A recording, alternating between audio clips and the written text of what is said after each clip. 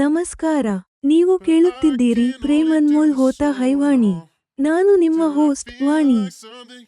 ಕಳೆದ ಸಂಚಿಕೆಯಲ್ಲಿ ಲಾಸ್ ಏಂಜಲೀಸ್ನಲ್ಲಿ ನನಗೆ ಆತ್ಮೀಯ ಸ್ವಾಗತ ಸಿಕ್ಕಿತು.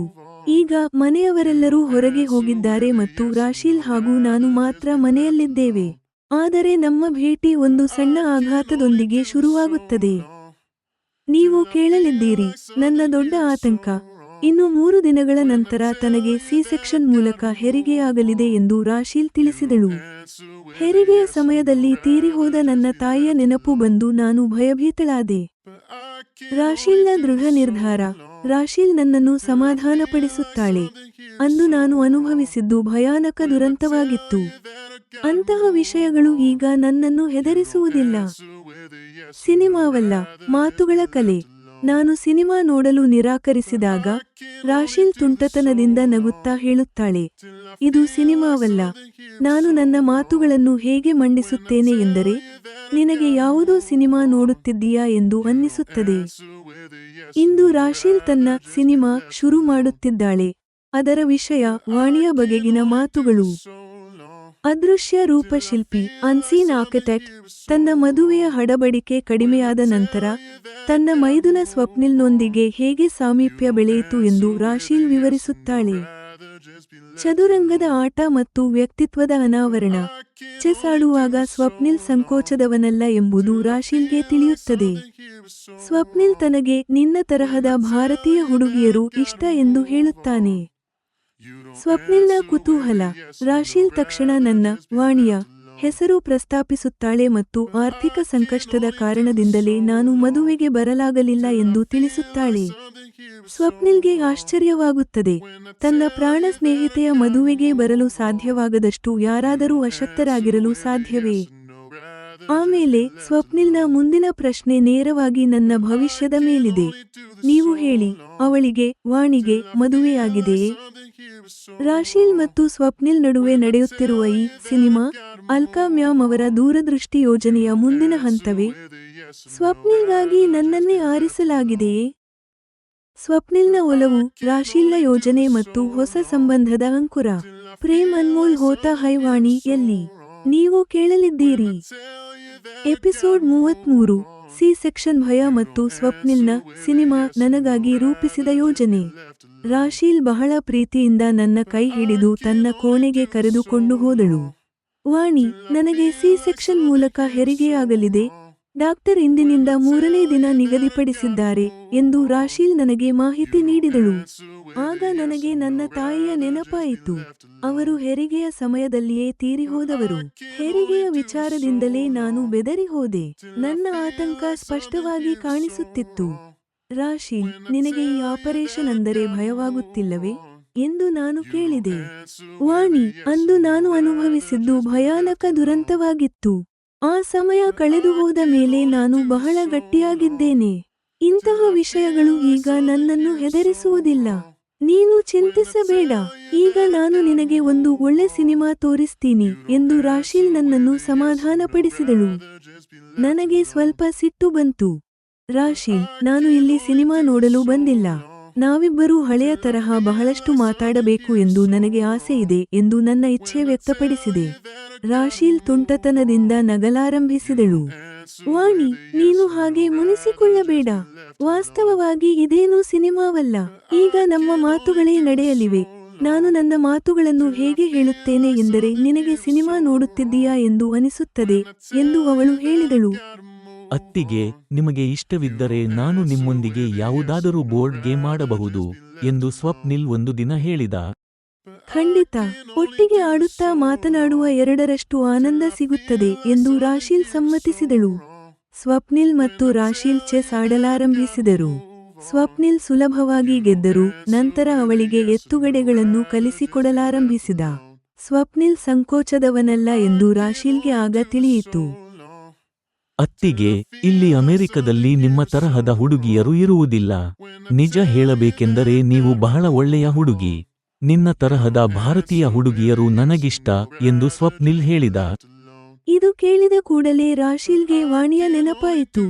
ಸ್ವಪ್ನಿಲ್, ನಿಜ ಹೇಳಬೇಕೆಂದರೆ ನನಗಿಂತಲೂ ಒಳ್ಳೆಯ ಹುಡುಗಿಯರು ಬಹಳ ಜನರಿದ್ದಾರೆ.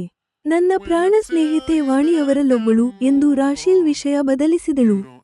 ಅತ್ತಿಗೆ, ಈ ವಾಣಿ ನಿಮ್ಮ ಬೆಸ್ಟ್ ಫ್ರೆಂಡ್ ಆದರೆ ಅವಳು ನಿಮ್ಮ ಮದುವೆಗೆ ಏಕೆ ಬರಲಿಲ್ಲ? ಅಷ್ಟಕ್ಕೂ ಅವಳಿಗೆ ಮದುವೆಯಾಗಿದೆಯೇ ಎಂದು ಸ್ವಪ್ನಿಲ್ ವಾಣಿಯ ಬಗ್ಗೆ ವಿಚಾರಿಸಲು ಶುರು ಮಾಡಿದ.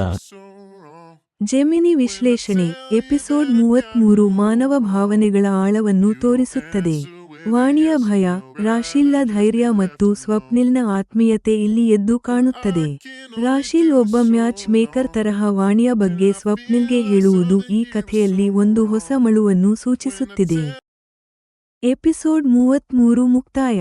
ಕಥೆ ಮುಂದುವರಿಯುತ್ತದೆ.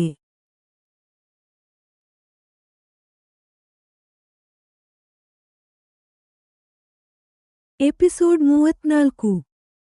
ನಮಸ್ಕಾರ, ನೀವು ಕೇಳುತ್ತಿದ್ದೀರಿ ಪ್ರೇಮ್ ಅನ್ಮೋಲ್ ಹೋತಾ ಹೈ ವಾಣಿ. ನಾನು ನಿಮ್ಮ ಹೋಸ್ಟ್ ವಾಣಿ. ಕಳೆದ ಸಂಚಿಕೆಯಲ್ಲಿ ರಾಶೀಲ್ನ ಸಿನಿಮಾ ರೋಚಕ ತಿರುವು ಪಡೆದುಕೊಂಡಿತು. ನಾನು ಮದುವೆಯಾಗದಿರುವ ನಿರ್ಧಾರ ಮತ್ತು ನನ್ನ ದೈಹಿಕ ಅಗತ್ಯಗಳ ಬಗ್ಗೆ ಸ್ವಪ್ನಿಲ್ ನೇರವಾಗಿ ಪ್ರಶ್ನೆ ಕೇಳಿದ್ದ. ಇಂದು ನೀವು ರಾಶೀಲ್ನ ಸ್ಪಷ್ಟ ಉತ್ತರವನ್ನು ಮತ್ತು ಸ್ವಪ್ನಿಲ್ನ ಜೀವನದ ರಹಸ್ಯ ಬಾಗಿಲುಗಳು ತೆರೆದುಕೊಳ್ಳುವುದನ್ನು ಕೇಳಲಿದ್ದೀರಿ. ನೀವು ಕೇಳಲಿದ್ದೀರಿ, ಮದುವೆಯಾಗದಿರಲು ಇರುವ ಭಾರತೀಯ ಕಾರಣ, ನನ್ನ ವಿಧುರ ತಂದೆಯನ್ನು ಒಬ್ಬಂಟಿಯಾಗಿ ಬಿಡಬಾರದೆಂಬ ಕಾರಣಕ್ಕೆ ನಾನು ಮದುವೆಯಾಗದಿರಲು ನಿರ್ಧರಿಸಿದ್ದೇನೆ ಎಂದು ರಾಶೀಲ್ ವಿವರಿಸುತ್ತಾಳೆ. ಭಾರತದಲ್ಲಿ ವೃದ್ಧಾಶ್ರಮಗಳು ಇರುವುದಿಲ್ಲವೇ ಎಂದು ಸ್ವಪ್ನಿಲ್ ಆಶ್ಚರ್ಯಪಡುತ್ತಾನೆ. ದೈಹಿಕ ಅಗತ್ಯದ ನೇರ ಪ್ರಶ್ನೆ. ಸ್ವಪ್ನಿಲ್, ಅಮೆರಿಕನ್ ಸಮಾಜದ ಪದ್ಧತಿಯಂತೆ ನನ್ನ ದೈಹಿಕ ಅಗತ್ಯಗಳು ಹೇಗೆ ಪೂರೈಕೆಯಾಗುತ್ತವೆ ಎಂದು ನೇರವಾಗಿ ಕೇಳುತ್ತಾನೆ. ರಾಶೀಲ್ ನನ್ನನ್ನು ಅಲ್ಕಾ ಮ್ಯಾಮ್ ಅವರನ್ನು ಆದರ್ಶವಾಗಿಟ್ಟುಕೊಂಡಿರುವ ಒಬ್ಬ ವಿಶಿಷ್ಟ ಹುಡುಗಿ ಎಂದು ಬಣ್ಣಿಸುತ್ತಾಳೆ. ನೇರ ಹಾದಿಯ ಸಂಕಲ್ಪ. ಸ್ವಪ್ನಿಲ್ ತನ್ನ ಆತುರವನ್ನು ಮುಚ್ಚಿಡುವುದಿಲ್ಲ. ಅತ್ತಿಗೆ, ಅವಳನ್ನು ನನಗೆ ಯಾರು ಪರಿಚಯಿಸುತ್ತಾರೆ? ವಾಣಿಯನ್ನು ಭೇಟಿಯಾದರೆ ನೇರ ಹಾದಿಯಲ್ಲಿ ನಡೆಯುವ ನನ್ನ ಸಂಕಲ್ಪ ಗಟ್ಟಿಯಾಗುತ್ತದೆ ಎಂದು ನನಗೆ ಅನ್ನಿಸುತ್ತಿದೆ. ಸ್ವಪ್ನಿಲ್ನ ಅಂಕುಡೊಂಕು ಹಾದಿ. ಸ್ವಪ್ನಿಲ್ ಯಾವ ತರಹದ ಅಂಕುಡೊಂಕು ಹಾದಿಯಲ್ಲಿ ನಡೆದು ಬಂದಿದ್ದಾನೆ ಎಂದು ತಿಳಿಯಲು ರಾಶೀಲ್ ಬಯಸುತ್ತಾಳೆ. ಸ್ವಪ್ನಿಲ್ ಒಂದು ಷರತ್ತು ಹಾಕುತ್ತಾನೆ. ನನ್ನ ಸತ್ಯ ತಿಳಿದ ಮೇಲೂ ನೀವು ನನ್ನನ್ನು ವಾಣಿಗೆ ಖಂಡಿತ ಪರಿಚಯಿಸುತ್ತೀರಿ ಎಂದು ಭರವಸೆ ನೀಡಬೇಕು. ಮತ್ತು ನಂತರ ಸ್ವಪ್ನಿಲ್ ತನ್ನ ಕಥೆಯನ್ನು ಹೇಳಲು ಶುರು ಮಾಡುತ್ತಾನೆ. ದೋಷಮುಕ್ತ ಆನಂದ. 16ನೇ ವಯಸ್ಸಿನಲ್ಲಿ ಸ್ವಪ್ನಿಲ್ ಪಾರ್ಟಿಗಳಲ್ಲಿ ಮದ್ಯ, ಡ್ಯಾನ್ಸ್ ಎಲ್ಲವನ್ನೂ ಮಾಡುತ್ತಿದ್ದ. ಆದರೆ ದೊಡ್ಡಣ್ಣ ಪರಾಗ್ನಿಂದ ಪಾಠ ಕಲಿತು ಡ್ರಗ್ಸ್ನಿಂದ ದೂರವಿದ್ದ. ಡ್ರಗ್ಸ್ ಮತ್ತು ವಾಸನೆ.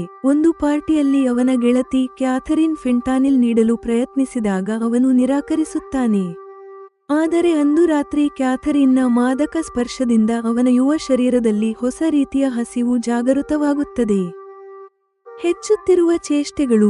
ಮೆಲ್ಲನೆ ಸ್ವಪ್ನಿಲ್ ತಾನಾಗಿಯೇ ಹುಡುಗಿಯರನ್ನು ತನ್ನತ್ತ ಸೆಳೆದುಕೊಳ್ಳಲು ಶುರು ಮಾಡುತ್ತಾನೆ. ಅಷ್ಟರಲ್ಲಿ ಒಂದು ರಾತ್ರಿ ಅವನ ಗೆಳತಿ ಶಾಲೋಮ್ ಅವನೇ ರೂಮಿಗೆ ಬರುವಂತೆ ಕೇಳಿಕೊಳ್ಳುತ್ತಾಳೆ. ಸ್ವಪ್ನಿಲ್ನ ಗತಕಾಲ ನನಗೆ ಯೋಗ್ಯವೇ? ಅವನ ಕಥೆ ಕೇಳಿದ ಮೇಲೂ ರಾಶೀಲ್ ನನ್ನನ್ನು ಅವನಿಗೆ ಪರಿಚಯಿಸುತ್ತಾಳೆಯೇ?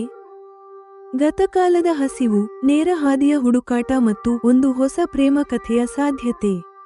ಪ್ರೇಮ್ ಅನ್ಮೋಲ್ ಹೋತಾ ಹೈ ವಾಣಿ ಎಲ್ಲಿ ನೀವು ಕೇಳಲಿದ್ದೀರಿ. ಎಪಿಸೋಡ್ 34. ನೇರ ಹಾದಿಯ ಹುಡುಕಾಟ ಮತ್ತು ಸ್ವಪ್ನಿಲ್ನ ಅಂಕುಡೊಂಕು ಗತಕಾಲ. ಸ್ವಪ್ನಿಲ್ ಮನಸ್ಸಿನಲ್ಲಿ ಏನು ನಡೆಯುತ್ತಿದೆ ಎಂಬುದು ರಾಶೀಲ್ಗೆ ಅರ್ಥವಾಗುತ್ತಿದೆ. ವಾಣಿ ಮತ್ತು ಸ್ವಪ್ನಿಲ್ ಒಂದಾಗುವ ಸಾಧ್ಯತೆ ಅವಳಿಗೆ ಇಲ್ಲಿ ಕಾಣುತ್ತಿದೆ. ಸ್ವಪ್ನಿಲ್, ಅವಳಿಗೆ ಮದುವೆಯಾಗಿಲ್ಲ, ಬಹುಶಃ ಅವಳು ಎಂದಿಗೂ ಮದುವೆಯಾಗುವುದಿಲ್ಲ ಎಂದು ರಾಶೀಲ್ ಹೇಳಿದಳು. ಭಾರತದಲ್ಲಿ ಹುಡುಗ ಅಥವಾ ಹುಡುಗಿ ಮದುವೆಯಾಗುವುದೇ ಇಲ್ಲ ಎಂಬುದು ಸಾಧ್ಯವೇ ಎಂದು ಸ್ವಪ್ನಿಲ್ ಕೇಳಿದ. ಹೌದು, ವಾಣಿ ವಿಶಿಷ್ಟ ಹುಡುಗಿ. ಅವಳು ತನ್ನ ತಂದೆಯನ್ನು ಒಬ್ಬಂಟಿಯಾಗಿ ಬಿಡಲು ಇಷ್ಟಪಡದೆ ಮದುವೆಯಾಗದಿರಲು ನಿರ್ಧರಿಸಿದ್ದಾಳೆ ಎಂದು ರಾಶೀಲ್ ಭಾರತೀಯ ಕುಟುಂಬಗಳ ಸಂಸ್ಕೃತಿಯನ್ನು ತಿಳಿಸಿದಳು. ಅತ್ತಿಗೆ, ವಾಣಿ ಮದುವೆಯಾಗಿಲ್ಲ ಸರಿ, ಆದರೆ ಅವಳ ದೈಹಿಕ ಅಗತ್ಯಗಳು ಹೇಗೆ ಪೂರೈಕೆಯಾಗುತ್ತವೆ? ಸ್ವಪ್ನಿಲ್ನ ಪೂರ್ಣ ಗಮನ ವಾಣಿಯ ಮೇಲೆಯೇ ನೆಟ್ಟಿದೆ. ಈ ಪ್ರಶ್ನೆಯಲ್ಲಿ ಕೆಟ್ಟದ್ದೇನಿಲ್ಲ. ಇಲ್ಲಿನ ಹುಡುಗಿಯರನ್ನು ನೋಡಿ ನಿನಗೆ ಈ ಕುತೂಹಲ ಬಂದಿದೆ. ವಾಣಿ ಅಲ್ಕಾ ಅತ್ತೆಯನ್ನೇ ತನ್ನ ಆದರ್ಶ ಎಂದು ನಂಬಿದ್ದಾಳೆ. ಅವಳ ದೈಹಿಕ ಅಗತ್ಯಗಳು ಅವಳ ನಿಯಂತ್ರಣದಲ್ಲಿವೆ ಎಂದೇ ನನಗೆ ಅನ್ನಿಸುತ್ತದೆ ಎಂದು ರಾಶೀಲ್ ಉತ್ತರಿಸಿದಳು. ಸ್ವಪ್ನಿಲ್ ತನ್ನ ಗತಕಾಲವನ್ನು ವಿವರಿಸಲು ಶುರುಮಾಡಿದ. 16ನೇ ವಯಸ್ಸಿನಲ್ಲಿ ಅಮೆರಿಕದ ಶಾಲೆಯಲ್ಲಿದ್ದಾಗ ಅವನು ಪಾರ್ಟಿಗಳಿಗೆ ಹೋಗಲಾರಂಭಿಸಿದ. ಅಣ್ಣ ಪರಾಗ್ನ ತಪ್ಪುಗಳಿಂದ ಪಾಠ ಕಲಿತಿದ್ದ ಸ್ವಪ್ನಿಲ್ ಡ್ರಗ್ಸ್ಗೆ ಮಾತ್ರ ಕೈ ಹಾಕಿರಲಿಲ್ಲ. ಆದರೆ ಒಂದು ಪಾರ್ಟಿಯಲ್ಲಿ ಕ್ಯಾಥರೀನ್ ಎಂಬ ಗೆಳತಿ ಡ್ರಗ್ಸ್ ನೀಡಲು ಬಂದಾಗ ಅವನು ನಿರಾಕರಿಸಿದ. ಆದರೆ ಅಂದು ರಾತ್ರಿ ಡ್ಯಾನ್ಸ್ ಮಾಡುವಾಗ ಅವಳ ದೈಹಿಕ ಸ್ಪರ್ಶ ಅವನಲ್ಲಿ ಹೊಸ ಅನುಭವ ನೀಡಿತು. ಮೆಲ್ಲನೆ ಪ್ರತಿ ಪಾರ್ಟಿಯಲ್ಲಿ ಹುಡುಗಿಯರ ಸಹವಾಸ ಬೆಳೆಯಿತು. ಒಂದು ರಾತ್ರಿ ಶಾಲೋಮ್ ಎಂಬ ಹುಡುಗಿ ಅವನೇ ತನ್ನ ರೂಮಿಗೆ ಬರುವಂತೆ ಕೇಳಿದಳು. ಜೆಮಿನಿ ವಿಶ್ಲೇಷಣೆ ಎಪಿಸೋಡ್ 34 ಆಧುನಿಕತೆ ಮತ್ತು ಭಾರತೀಯ ಸಂಪ್ರದಾಯಗಳ ನಡುವಿನ ವ್ಯತ್ಯಾಸವನ್ನು ಎತ್ತಿ ತೋರಿಸುತ್ತದೆ. ಸ್ವಪ್ನಿಲ್ನ ಅಂಕುಡೊಂಕು ಹಾದಿಯ ಕಥೆ ಅವನ ಒಳಗಿನ ಸಂಘರ್ಷವನ್ನು ತಿಳಿಸುತ್ತದೆ. ವಾಣಿ ಅವನಿಗೆ ಒಂದು ನೈತಿಕ ದಾರಿದೀಪವಾಗುವ ಸಾಧ್ಯತೆ ಇಲ್ಲಿದೆ. ಎಪಿಸೋಡ್ 34 ಮುಕ್ತಾಯ. ಕಥೆ ಮುಂದುವರಿಯುತ್ತದೆ.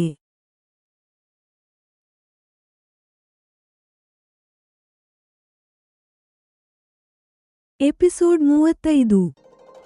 ನಮಸ್ಕಾರ, ನೀವು ಕೇಳುತ್ತಿದ್ದೀರಿ ಪ್ರೇಮ್ ಅನ್ಮೋಲ್ ಹೋತಾ ಹೈ ವಾಣಿ. ನಾನು ನಿಮ್ಮ ಹೋಸ್ಟ್ ವಾಣಿ. ಕಳೆದ ಸಂಚಿಕೆಯಲ್ಲಿ ನನ್ನ ಮೈದುನ ಸ್ವಪ್ನಿಲ್ ನನ್ನ ಮದುವೆಯಾಗದಿರುವ ನಿರ್ಧಾರ ಮತ್ತು ನನ್ನ ವೈಯಕ್ತಿಕ ಅಗತ್ಯಗಳ ಬಗ್ಗೆ ನೇರ ಪ್ರಶ್ನೆಗಳನ್ನು ಕೇಳಿದ್ದ. ಇಂದು ಅವನು ನನ್ನನ್ನೇ ಏಕೆ ಮದುವೆಯಾಗಲು ಬಯಸುತ್ತಾನೆ ಮತ್ತು ಅವನ ಅಂಕುಡೊಂಕು ಗತಕಾಲವೇನು ಎಂಬ ಸತ್ಯವನ್ನು ನೀವು ಕೇಳಲಿದ್ದೀರಿ. ಯೂನಿವರ್ಸಿಟಿಯಲ್ಲಿ ದಾರಿ ತಪ್ಪಿದ್ದು, 16ನೇ ವಯಸ್ಸಿನಲ್ಲಿ ಶುರುವಾದ ಪಾರ್ಟಿ, ಡ್ಯಾನ್ಸ್ ಮತ್ತು ಅಸ್ವಾಭಾವಿಕ ರೀತಿಯಲ್ಲಿ ತನ್ನ ದೈಹಿಕ ಹಸಿವನ್ನು ನೀಗಿಸಿಕೊಳ್ಳುವ ಕ್ರಮ ಯೂನಿವರ್ಸಿಟಿಯಲ್ಲೂ ಮುಂದುವರಿಯಿತು. ಮೊದಲ ಶಾರೀರಿಕ ಸಂಬಂಧ. ಕ್ಯಾಥರೀನ್ನ ಹಠದಿಂದ ಸ್ವಪ್ನಿಲ್ ತನ್ನ ಮೊದಲ ಶಾರೀರಿಕ ಸಂಬಂಧವನ್ನು ಬೆಳೆಸಿದ. ಆದರೆ ಕ್ಯಾಥರೀನ್ ಕನ್ಯೆಯಲ್ಲ ಎಂದು ತಿಳಿದಾಗ ಅವನಿಗೆ ಅಸಮಾಧಾನವಾಯಿತು. ದುರಂತದ ಅಂತ್ಯ. ಡ್ರಗ್ಸ್ನಿಂದಾಗಿ ಜನಾಳ ಸ್ಥಿತಿ ಹದಗೆಟ್ಟು ಅವಳು ಸಾಯುವ ಹಂತಕ್ಕೆ ತಲುಪಿದಾಗ ಈ ಪದ್ಧತಿ ನಿಂತಿತು. ಸ್ವಪ್ನಿಲ್ ನಾಚಿಕೆಯಿಂದ ಆ ದಾರಿ ತಪ್ಪಿದ ಹಾದಿಯಿಂದ ಶಾಶ್ವತವಾಗಿ ಹಿಂದೆ ಬಂದನು. ಸ್ವಪ್ನಿಲ್ನ ಒಪ್ಪಿಗೆ. ಅತ್ತಿಗೆ, ಇದು ನನ್ನ ಕಥೆ, ಇದೇ ನನ್ನ ದಾರಿ ತಪ್ಪಿದ ಜೀವನದ ಸತ್ಯ. ನಂತರ ರಾಶೀಲ್ ನನ್ನ ಕಡೆಗೆ ತಿರುಗಿ ಹೇಳಿದಳು, ಸ್ವಪ್ನಿಲ್ ನಿನ್ನನ್ನು ಭೇಟಿಯಾಗದಿದ್ದರೂ ನಿನ್ನ ಬಗ್ಗೆ ಚೆನ್ನಾಗಿ ತಿಳಿದುಕೊಂಡಿದ್ದಾನೆ. ಅವನು ನಿನ್ನನ್ನು ಪ್ರೀತಿಸುತ್ತಾನೆ ಮತ್ತು ನಿನ್ನನ್ನೇ ಮದುವೆಯಾಗಲು ಬಯಸುತ್ತಾನೆ. ನನ್ನ ಸಂಯಮದ ಉತ್ತರ. ರಾಶೀಲ್, ನಿನ್ನ ಬಗ್ಗೆ ಯಾರಾದರೂ ತಪ್ಪು ತಿಳಿಯುವ ಸಾಧ್ಯತೆಯಿದೆ. ಆದರೆ ನಿನ್ನಂತಹ ಹುಡುಗಿ ಲಕ್ಷಕ್ಕೊಬ್ಬಳು ಸಿಗುತ್ತಾಳೆ. ಸ್ವಪ್ನಿಲ್ ಕೂಡ ಒಬ್ಬ ಒಳ್ಳೆಯ ಹುಡುಗನಂತೆ ಕಾಣುತ್ತಿದ್ದಾನೆ. ಆದರೆ ಎಲ್ಲಕ್ಕಿಂತ ದೊಡ್ಡ ವಿಷಯ, ನೀನು ಮದುವೆಯಾಗಬೇಕು ಎಂಬುದು ಅಲ್ಕಾ ಮ್ಯಾಮ್ ಅವರ ಇಚ್ಛೆಯೂ ಆಗಿದೆ. ಅಲ್ಕಾ ಮ್ಯಾಮ್ ಹೆಸರನ್ನು ಕೇಳಿದಾಗ ನಾನು ಮರುಚಿಂತನೆ ನಡೆಸಲೇಬೇಕಾಯಿತು. ನಾನು ಅವಳಿಗೆ ಮಾತು ಕೊಟ್ಟೆ. ಭಾರತಕ್ಕೆ ಮರಳಿದ ನಂತರ ನಾನು ಖಂಡಿತವಾಗಿಯೂ ಈ ಬಗ್ಗೆ ಯೋಚಿಸಿ ನಿರ್ಧಾರ ತೆಗೆದುಕೊಳ್ಳುತ್ತೇನೆ. ಮರುದಿನ ಆಸ್ಪತ್ರೆಗೆ ಹೋಗುವ ಮೊದಲು ರಾಶೀಲ್ ತನ್ನ ಮುಂದಿನ ಹೆಜ್ಜೆ ಇಟ್ಟಳು. ಹೊಣೆಗಾರಿಕೆ ನೀಡಿಕೆ. ರಾಶೀಲ್ ಹಣ್ಣಿನ ರಸವನ್ನು ಕುಡಿಯುತ್ತಾ ಸ್ವಪ್ನಿಲ್ನೊಂದಿಗೆ ಹೇಳಿದಳು, ವಾಣಿ ಇಲ್ಲಿ ಒಬ್ಬಂಟಿ ಎಂದು ಭಾವಿಸಬಾರದು. ಸ್ವಪ್ನಿಲ್, ಆ ಜವಾಬ್ದಾರಿಯನ್ನು ನಿನಗೆ ವಹಿಸುತ್ತಿದ್ದೇನೆ. ಸ್ವಪ್ನಿಲ್ನ ಶೀಘ್ರ ಒಪ್ಪಿಗೆ. ಸ್ವಪ್ನಿಲ್ ನಾಟಕೀಯವಾಗಿ ನನ್ನ ಕೈ ಹಿಡಿದು ಹೇಳಿದ, ವಾಣಿ ಮತ್ತು ನಾವಿಬ್ಬರೂ ಒಬ್ಬಂಟಿಯಾಗಿ ಸೇರಿ ಒಬ್ಬನಿಗಿಂತ ಇಬ್ಬರು ಲೇಸು ಎಂಬ ಗಾದೆಯನ್ನು ನಿಜ ಮಾಡುತ್ತೇವೆ. ಹಾಸ್ಯ, ನಾಚಿಕೆ ಮತ್ತು ಯೋಜಿತ ಆರಂಭ. ಅಲ್ಕಾ ಮ್ಯಾಮ್ ಅವರ ಯೋಜನೆಯ ಈ ಕೊನೆಯ ಹಂತ ಯಶಸ್ವಿಯಾಗುವುದೇ? ಇಚ್ಛೆಯ ಗೌರವ, ಮರುಚಿಂತನೆಯ ಭರವಸೆ ಮತ್ತು ಎರಡು ಒಬ್ಬಂಟಿ ಹೃದಯಗಳ ಮಿಲನ. ಪ್ರೇಮ್ ಅನ್ಮೋಲ್ ಹೋತಾ ಹೈ ವಾಣಿ ಯಲ್ಲಿ ನೀವು ಕೇಳಲಿದ್ದೀರಿ. ಎಪಿಸೋಡ್ 35. ಸ್ವಪ್ನಿಲ್ನ ಒಪ್ಪಿಗೆ ಮತ್ತು ನನ್ನ ಮದುವೆಯ ಬಗ್ಗೆ ಮರುಚಿಂತನೆ. ಈಗ ಇದು ಸರಿಯಲ್ಲ. ನಮಗಿನ್ನೂ ವಯಸ್ಸು ಕಡಿಮೆ. ಸ್ವಪ್ನಿಲ್ ತನ್ನನ್ನು ತಾನು ನಿಯಂತ್ರಿಸಿಕೊಂಡನು. ಆಗ ಶಾಲೋಮ್, ಸ್ವಪ್ನಿಲ್ನ ಇನ್ನೊಬ್ಬ ಗೆಳೆಯನ ಹತ್ತಿರ ಹೋದಳು. ಆ ಗೆಳೆಯನೊಂದಿಗೆ ಶಾಲೋಮ್ ತನ್ನ ಇಚ್ಛೆಯನ್ನು ಪೂರೈಸಿಕೊಂಡಳೋ ಇಲ್ಲವೋ ತಿಳಿಯದು. ಆದರೆ ಸ್ವಪ್ನಿಲ್ ಮಾತ್ರ ಆ ರಾತ್ರಿ ತನ್ನ ದೈಹಿಕ ಹಸಿವನ್ನು ನೀಗಿಸಿಕೊಳ್ಳಲು ಅಸ್ವಾಭಾವಿಕ ಮಾರ್ಗವನ್ನು ಆಯ್ದುಕೊಳ್ಳಬೇಕಾಯಿತು. ಸುಮಾರು 2 ವರ್ಷಗಳ ಕಾಲ ಸ್ವಪ್ನಿಲ್ನ ಪಾರ್ಟಿ, ಡ್ಯಾನ್ಸ್ ಮತ್ತು ಇಂತಹ ಕ್ರಮವೇ ಮುಂದುವರಿಯಿತು. ನಂತರ ಸ್ವಪ್ನಿಲ್ ಯೂನಿವರ್ಸಿಟಿಗೆ ಬಂದನು. ಬಹಳಷ್ಟು ಗೆಳೆಯರು ದೂರವಾದರೂ ಕ್ಯಾಥರೀನ್ ಮಾತ್ರ ಅದೇ ಯೂನಿವರ್ಸಿಟಿಯಲ್ಲಿ ಓದಲು ಬಂದಳು. ಸ್ವಪ್ನಿಲ್, ಈಗ ನಾವು ದೊಡ್ಡವರಾಗಿದ್ದೇವೆ. ನಾಳೆ ಪಾರ್ಟಿಯ ನಂತರ ನಾವಿಬ್ಬರೂ ಜೊತೆಯಾಗಿ ಮಲಗೋಣ. ಆದ್ದರಿಂದ ನೀನು ನಾಳೆ ಬರುವಾಗ ರಕ್ಷಣಾ ಸಾಧನಗಳನ್ನು ತಪ್ಪದೇ ತಂದಿರು ಎಂದು ಒಂದು ದಿನ ಕ್ಯಾಥರೀನ್ ಅವನಿಗೆ ಹೇಳಿದಳು. ಕ್ಯಾಥರೀನ್ ಮಾತಿನ ಅರ್ಥ ಸ್ವಪ್ನಿಲ್ಗೆ ತಿಳಿಯಿತು. ನಾಳೆ ಕೊನೆಗೂ ಆ ದಿನ ಬರಲಿದೆ ಎಂದು ಅವನಿಗೆ ಅನ್ನಿಸಿತು. ಅವನು ನಗುತ್ತಾ ಒಪ್ಪಿದನು. ಆಗ ಕ್ಯಾಥರೀನ್ ಅವನಿಗೆ ಕಿಸ್ ಮಾಡಿದಳು.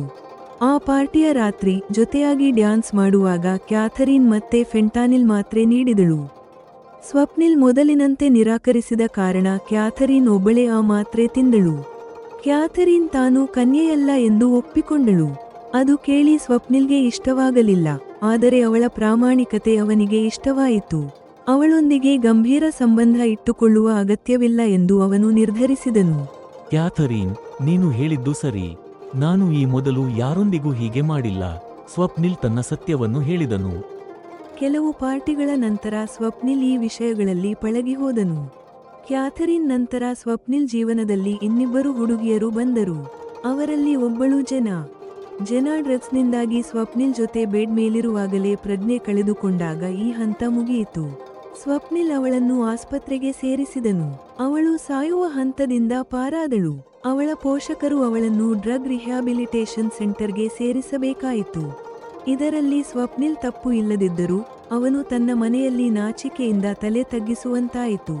ಮುಂದೆ ಎಂದಿಗೂ ಇಂತಹ ಸಹವಾಸ ಮಾಡಬಾರದೆಂದು ನಿರ್ಧರಿಸಿದನು. ಅತ್ತಿಗೆ, ಇದು ನನ್ನ ಕಥೆ.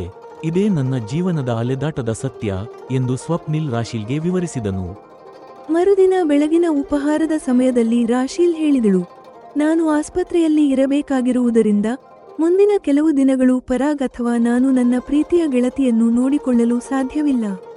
ವಾಣಿ ಇಲ್ಲಿ ಒಬ್ಬಂಟಿ ಎಂದು ಭಾವಿಸಬಾರದು. ಸ್ವಪ್ನಿಲ್ ಆ ಜವಾಬ್ದಾರಿಯನ್ನು ನಿನಗೆ ವಹಿಸುತ್ತಿದ್ದೇನೆ. ಅತ್ತಿಗೆ, ನೀನು ಚಿಂತಿಸಬೇಡ. ವಾಣಿ ಮತ್ತು ನಾವಿಬ್ಬರೂ ಒಬ್ಬಂಟಿಯಾಗಿ ಸೇರಿ ಒಬ್ಬನಿಗಿಂತ ಇಬ್ಬರು ಲೇಸು ಎಂಬ ಮಾತನ್ನು ನಿಜ ಮಾಡುತ್ತೇವೆ ಎಂದು ಸ್ವಪ್ನಿಲ್ ನಗುತ್ತಾ ಹೇಳಿದನು. ಅವನು ಹಠಾತ್ತನೆ ಎದ್ದು ನಿಂತನು. ನಾನು ಟೇಬಲ್ನ ಇನ್ನೊಂದು ಬದಿಯಲ್ಲಿ ಕುಳಿತಿದ್ದೆ. ನಾಟಕೀಯವಾಗಿ ಅವನು ನನ್ನ ಕಡೆಗೆ ಕೈಚಾಚಿದನು. ಎಲ್ಲರ ಮುಂದೆ ನನಗೆ ನಾಚಿಕೆಯಾಯಿತು. ಆದರೂ ನಾಚುತ್ತಲೇ ಕುಳಿತಲ್ಲೇ ಅವನೊಂದಿಗೆ ಕೈಕುಲುಕಿದೆನು. ಎಲ್ಲರೂ ನಕ್ಕು ಈ ದೃಶ್ಯವನ್ನು ಆನಂದಿಸಿದರು. ಜೆಮಿನಿ ವಿಶ್ಲೇಷಣೆ ಎಪಿಸೋಡ್ 35 ಒಬ್ಬ ಸುಧಾರಿತ ಹುಡುಗ ಮತ್ತು ಮದುವೆಯಾಗದಿರಲು ನಿರ್ಧರಿಸಿದ ಹುಡುಗಿಯ ನಡುವಿನ ಅದ್ಭುತ ಸಂಭಾಷಣೆಯನ್ನು ತೋರಿಸುತ್ತದೆ. ಸ್ವಪ್ನಿಲ್ನ ಗತಕಾಲವನ್ನು ವಾಣಿ ದೂಷಿಸದೆ ಕೇಳಿಸಿಕೊಳ್ಳುವುದು ಅವಳ ಪರಿಪಕ್ವತೆಯನ್ನು ತೋರಿಸುತ್ತದೆ. ಬ್ರೇಕ್ಫಾಸ್ಟ್ ಟೇಬಲ್ನ ದೃಶ್ಯವು ಅವರ ನಡುವಿನ ಹೊಸ ಸಂಬಂಧದ ನಾಂದಿಯಾಗಿದೆ. ಎಪಿಸೋಡ್ 35 ಮುಕ್ತಾಯ. ಕಥೆ ಮುಂದುವರಿಯುತ್ತದೆ.